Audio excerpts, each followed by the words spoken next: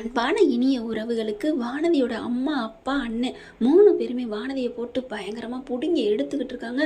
துவைச்ச தூர் வாரிக்கிட்டு இருக்காங்க அப்படின்னு கூட சொல்லலாம். ஆனால் பதிலுக்கு சலச்சவ இல்லைங்க நம்ம ஆளுக்கு இந்த வாய் இதெல்லாம் எங்கேருந்து வந்துச்சுன்னு பார்த்தா அவங்க ஆத்தா கிட்ட இருந்தாங்க வந்திருக்குது. பார்த்தா பயங்கரமாக கேட்குறாங்க, ஏன்டி இப்படி பண்ணிட்டேன், இப்படி குடியை கெடுத்துட்டேடி, அப்படிடி இப்படிடி அப்படின்னு கத்த. நான் என்ன பண்ணேன், பழகுனா ஏதோ தப்பு நடந்துருச்சு, அதுக்கு என்ன பண்ணுறது அப்படின்னு கேட்க, என்ன 21 வயசு வந்துருச்சு, இதில் என்ன இருக்குது, ஏய் இங்கே பாருடி, நான் நல்லா கேட்டுப்பிடுவேன், எப்படி பொய் சொல்கிறியா உண்மையை சொல்கிறியா அப்படின்னு கேட்குறாரு. அவங்க அண்ணன் இருந்துட்டு, அம்மா இவனை பேசக்கூடாதுன்னு சொல்லுமா, ஏய் என்னடி சொல்கிற, அவன் என் புள்ள, உன் அண்ணன் கேட்பாண்டி அப்படிங்கிறாங்க. அம்மா எனக்கு என்னமோ இவ பொய் சொல்கிறாம்மா அப்படிங்கிறாங்க.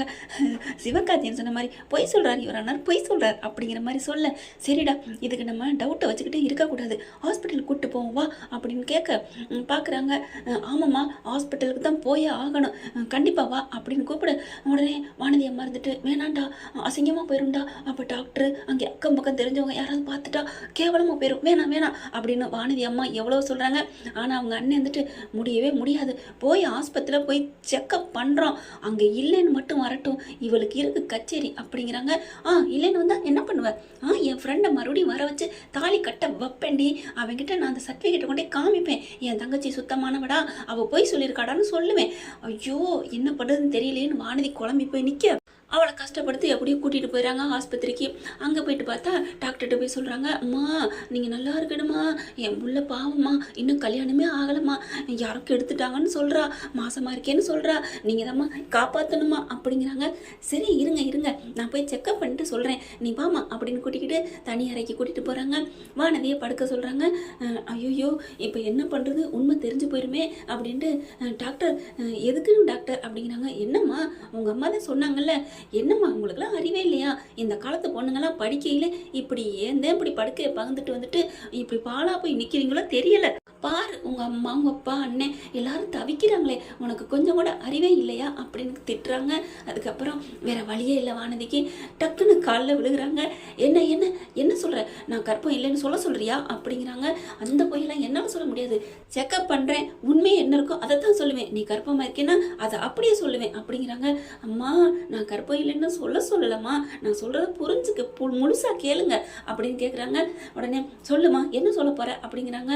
நான் உண்மையிலே கற்பமும் இல்லை, நான் எப்படி எந்த இதுவும் கெட்டு போகவும் இல்லைம்மா அப்படின்னு சொன்ன கையோட டாக்டர் பார்க்குறாங்க. என்ன இது விசித்திரமான கேஸாக இருக்கே அப்படின்ட்டு, என்னம்மா சொல்ல வர்ற அப்படிங்கல நடந்ததை பூரா சொல்கிறாங்க.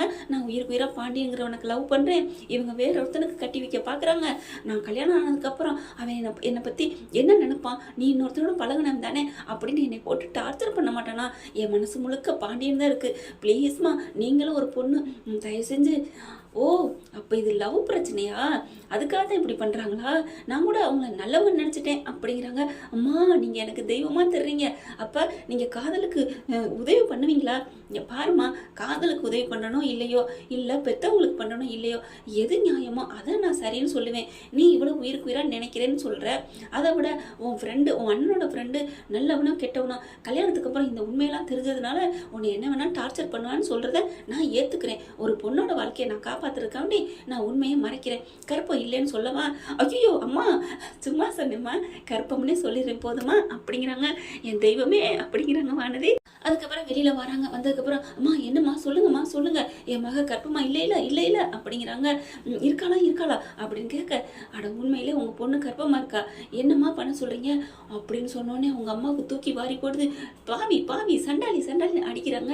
என்னம்மா கற்பமாக இருக்கிற விஷயம் இப்போ தான் தெரிஞ்ச மாதிரி அடிக்கிறீங்க, முன்னாடியே தெரியும் தானே, தெரியும் டாக்டர்ம்மா, அவள் பொய் சொல்கிறான்னு நினச்சிட்டேனே, அதனால கொஞ்சோண்டு சமாதானமாக இருந்தேன், இவ இப்படி போவான்னு நினைக்கவே இல்லையே, இவ லவ் பண்ணுவா எதிர்த்து பேசுவா, ஆனால் கற்பு விஷயத்தில் இவ சுத்தமானவ தங்கமானவன்னு நான் நம்பினேனே, இப்படி பண்ணிட்டாலே அப்படின்னு சொல்ல, பாத்தியா உன் அம்மா உன் மேலே எவ்வளோ கோவம் இருந்தாலும் உன் கற்பு மேலே உன் கேரக்டர் மேலே எவ்வளோ நம்பிக்கை வச்சுருக்காங்க, ஏம்மா இப்படிலாம் பண்ணுறீங்க, ஐயோ அதை பற்றி எனக்கு சந்தோஷமாக தான் இருக்குது டாக்டர், ஆனாலும் மனசு அதை கேட்க மாட்டேங்குதே, எல்லாத்தையும் தாண்டி லவ் தான் முக்கியம்னு வந்து நிற்கிதேம்மா, பாண்டியன் ரொம்ப நல்லவன், இப்போ நான் மாட்டேன்னு சொன்னேன்னா ரொம்பவே வருத்தப்படுவாம்மா அப்படிங்கிறாங்க.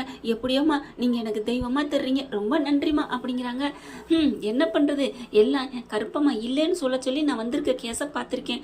ஆனால் உன்னோடது விசித்திரமாக இருக்குது. சரி கிளம்புங்க அப்படிங்கிறாங்க. ஆனால் வானதி அனுப்பி விட்டு அந்த அம்மா என்ன பண்ணுது, டாக்டர்மா அப்படின்னு வந்து நிற்கிறாங்க. என்னம்மா என்ன விஷயம் அப்படின்னு கேட்கல.